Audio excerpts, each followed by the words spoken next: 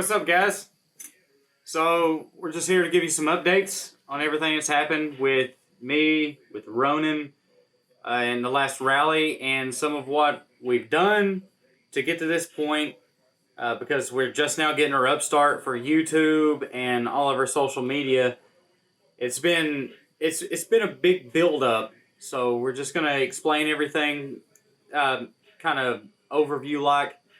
For that process, and we're going to explain a little bit of what we're doing from here on out, and tonight even. For those that don't know me, I'm Crash, Crash Akins. You can follow me. It'll be at Crash Akins on Facebook, Instagram, YouTube. I mean, all the big social medias. I'm still getting everything set up, so if you try to look it up and it's not there, check again tomorrow.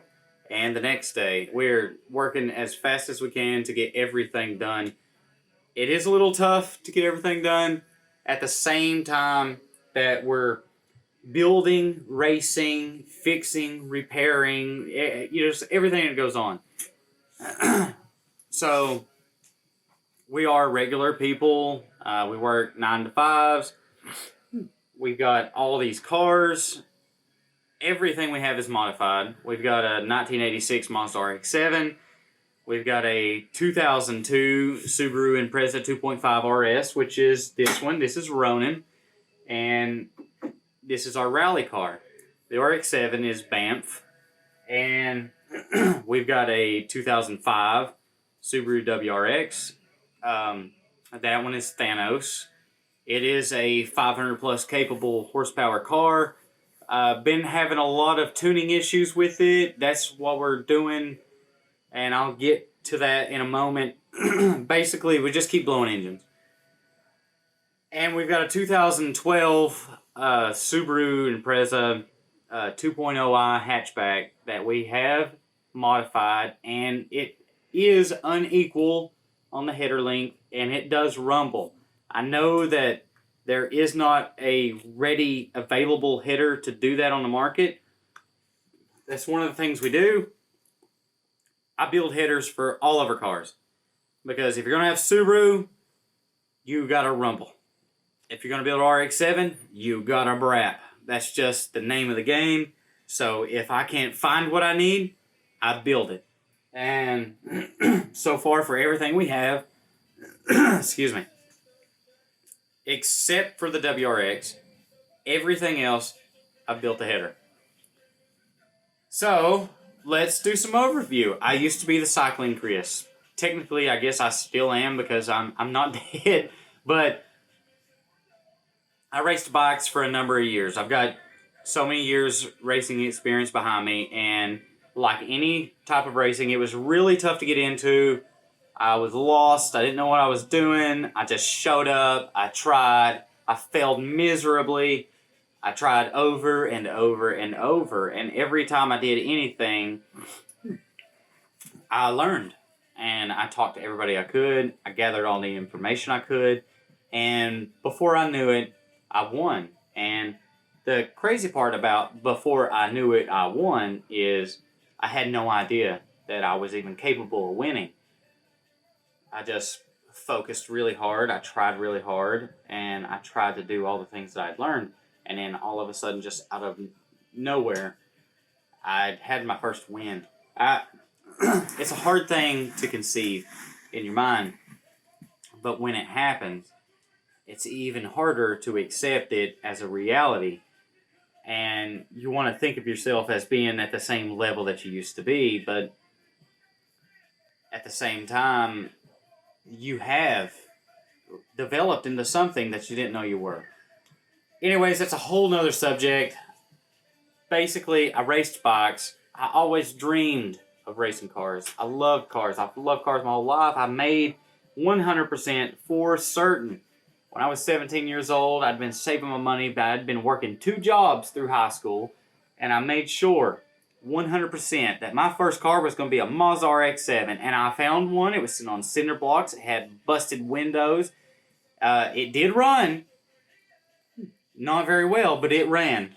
I went, picked it up, test drove it. Test drive did not matter in the least. I just did it just so I could drive it before we put it on the trailer. And I loaded up with my dad. We took it home, drove it, my first car. Crashed it twice, blew the engine sky high, blew a hole, probably that big, through 2 water jackets into the combustion chamber through the rotor housing. It was horrible. It still ran. 15 minutes at a time, but it ran.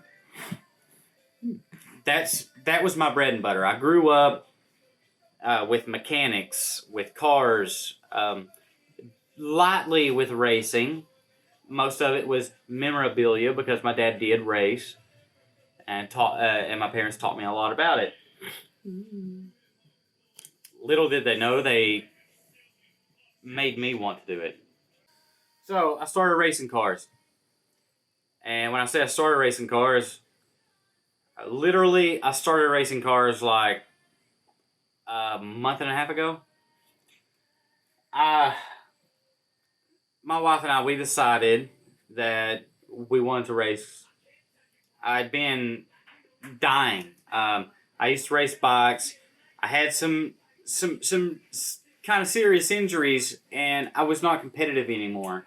I could still be competitive at local events, but it became obvious that there was no future in it. That it would be nothing but a debt, and that's it. I still ride bikes, but I decided, you know what? The only reason I started racing bikes is because I wanted to race cars. That's what drew me to racing. Let's do it. Why not? Some old injuries aren't going to stop me from doing that, and they haven't. So, after looking over everything that I liked about car racing, I decided that rally would be the way to go. Because it incorporated all the things that I loved about racing, more than just a left turn, and more than just uphill, and it required much skill. It didn't matter so much about having huge horsepower or huge torque, like drag racing. That's not really my thing. I don't want to punch it and see whose car got faster. I know there is skill in drag racing. There is legitimate skill involved in drag racing, but the primary factor is the vehicle itself. Whereas rally, the vehicle just has to be reliable and capable. That's it. The primary factor in rally is the driver. Even though we've only done 2 race events, we've already proven that fact. I've got way less power than everybody I'm competing against. Everybody in my class, I'm in modified all-wheel drive class and rallycross, and I'm running a non-turbo 2005 Subaru Outback EJ253 2.5 liter long block. As you can see, this is not a Subaru Outback. This is 2002 Impreza 2.5 RS. It came with a EJ251. Well, I blew it up, and I blew it up badly. I was running the car too much at redline. I spun a bearing. I blew a rod. I blew a piston, and I blew a big hole in the block. After looking around, learning a few things, I found that the Outback engine seemed to be a little more strong across its torque curve, so we bought that and we put it in, and it was a great deal. And I can honestly say it does run the car faster, quicker, better. It's just a great engine if you're looking for a swap. We tore it all the way down to the short block, cleaned everything, rebuilt it from there. The engine had 170,000 original miles. Had 20,000 miles on its previous rebuild. It's got about 20,000 miles on its timing setup.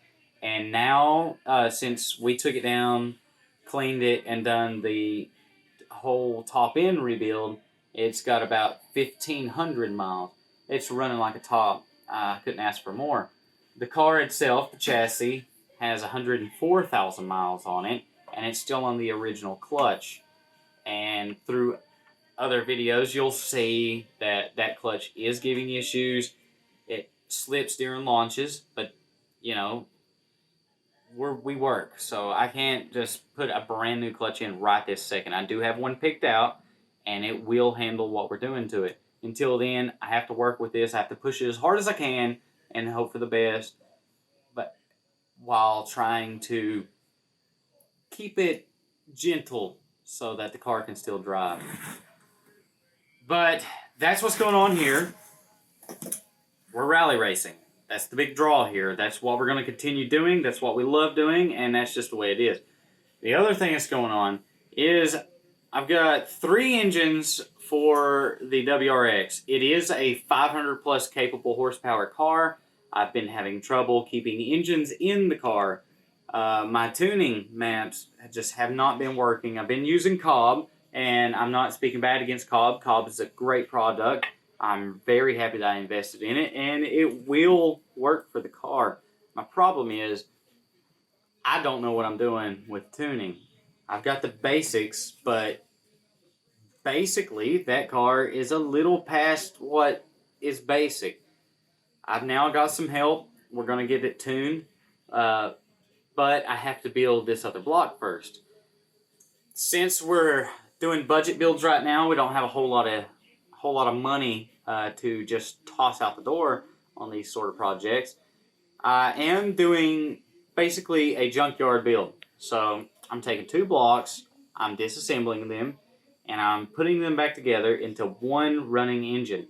We are going to pull the power back as much as possible. I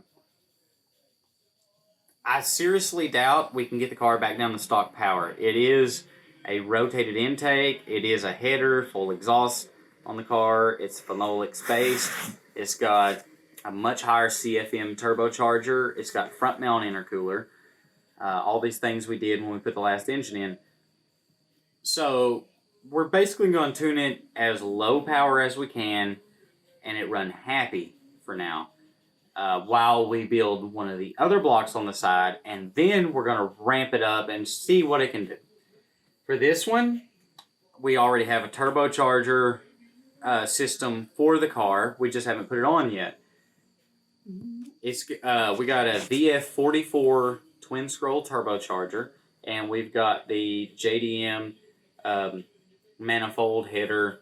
It's the twin pipe going to the twin pipe up pipe going to the turbo to feed the twin scroll properly. That's what's going to be going on the rally car. The only reason it's not on yet, even though I know that I can put a rising rate fuel pressure regulator on there and make it work, we spend a lot of time at high RPM. That's just how I drive. That's how I race. That's the way I like it. But also, that throws a lot of random lean condition with that sort of setup. So we are looking into having a custom standalone computer made for this car so that we can tune it properly and run it properly. So until then, we're going to be the underdog. But you know what? The underdog's not that bad. We're learning a lot of skill. We're learning how to really handle the vehicle. As a matter of fact, in my first rally race, we drove our 2012 wagon, and I finished a 14th. And in my second event, in this car, non-turbo, I finished 4th. And I was astounded. I was looking for a top 10. I didn't expect a top 5, so now I'm SCCA trophy positioned. So we're looking forward to big things, and we're going to keep trying to do more and more and more. So we'll just continue on. But I really appreciate your time for watching. Please stay tuned. I've got so much more to say. I really, honestly, I'm just doing everything on the fly, and I just want to get everybody involved and let them know, like, listen, you can rally race. You can buy cheap, affordable cars and do whatever you want to do with them. You can do whatever you want to do, racing and car related, at whatever budget you have. And the reason I'm doing that is because, hey, you know, I watch videos on YouTube day after day after day. I keep up with everybody. And what do I see? I see money, money, money, money, money, you know, stuff that I'm like, well, I can't do that. I can never do that. But what I've found out is, you know, if you really want to do something, you can. And it doesn't take all of your money to do it. All it takes is a commitment. So, just like, subscribe, share our videos, help us keep going. I know this is a startup, but we need to build so that we can continue. And I'll share everything about the process of what got me here and where I'm at and where we're going. I'll do the best I can to help everybody out in every way, and we'll just see where this turns up. So, again, thanks for your time. Now, keep it safe and keep it between the dishes. Thanks.